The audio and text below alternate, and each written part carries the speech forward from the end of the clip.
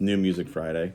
So take a look at what came out this week. Some of the stuff I'm going to try to listen to soon this week and review. Some of it's just kind of an FYI. This is kind of cool. Check it out.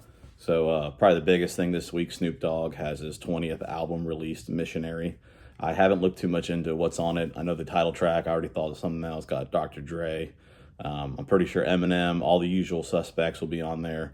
I think I've even seen that like Jelly Roll, which makes sense. But then like Sting is on it. I think Tom Petty is on it, which would be awesome if there's something Tom Petty did before he died. So Missionary, 20th album from Snoop Dogg. I'm definitely going to listen to it this week. I'm going to do a review on this channel of it. What I'm not going to listen to probably in the rap category also came out, just in case you're interested. DMX, RIP, has an album, Let Us Pray, Chapter X. Apparently, I think it's like either poems or some type of biblical, gospel type stuff he wrote.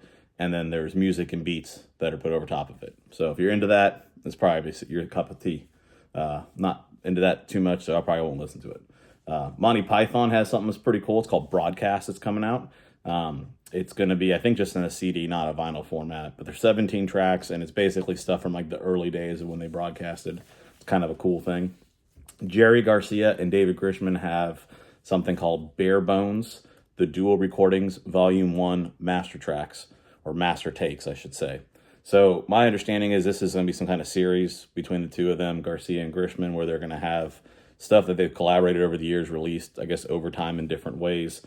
There's 17 tracks on this. My understanding is everything on here has been released before. It's just, this is stuff that's, I guess, raw once it was recorded. Other people did post stuff, and this is like the raw, the two of them, what they had, if you're a fly on the wall, I believe, so to speak. So if you're into that, sounds pretty cool. We got Devo has...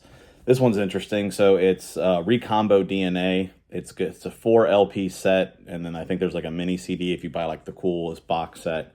Now, I believe this was something that was released back in like 2017, and they specifically did a limited number of copies. Maybe it was a couple thousand, I think, something like that, a few thousand, and they sold out like the first day and a half, 2 days. They were all gone.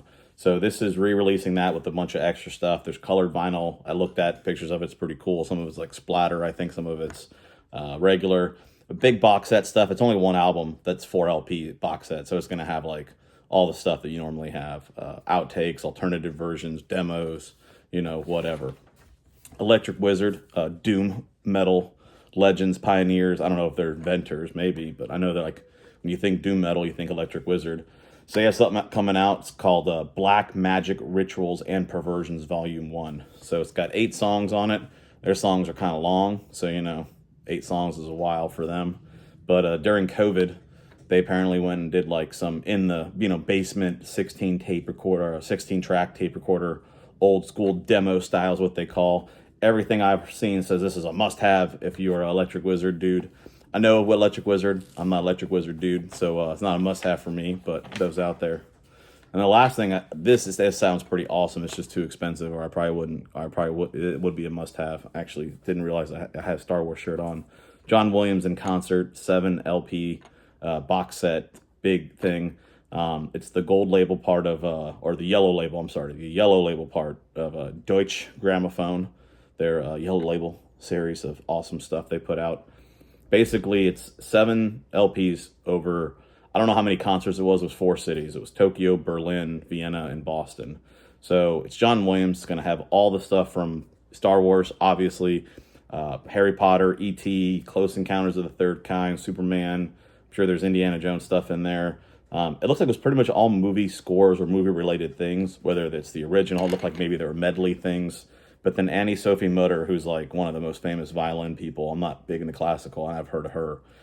There's some kind of violin concerto. Again, I don't know if like that's something John Williams wrote separately. I'm guessing she plays, and that's what it is. I think most of the albums are stuff from movies, and then there's this violin concerto that's I think one of them. So I'm gonna listen to some of these this week coming up and review it, and yeah, see you next week for what comes out next Friday.